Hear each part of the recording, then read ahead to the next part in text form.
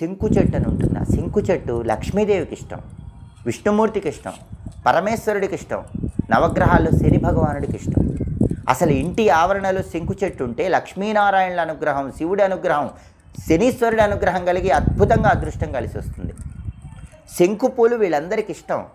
అందుకే 5 సోమవారాలు శంకు పూలతో శివుడిని పూజించి పూజ పూర్తయ్యాక ఆ శంకు పూలు పారే నీళ్ళల్లో వదిలిపెడితే మీకు ఆర్థికంగా బ్రహ్మాండంగా కలిసి వస్తుంది.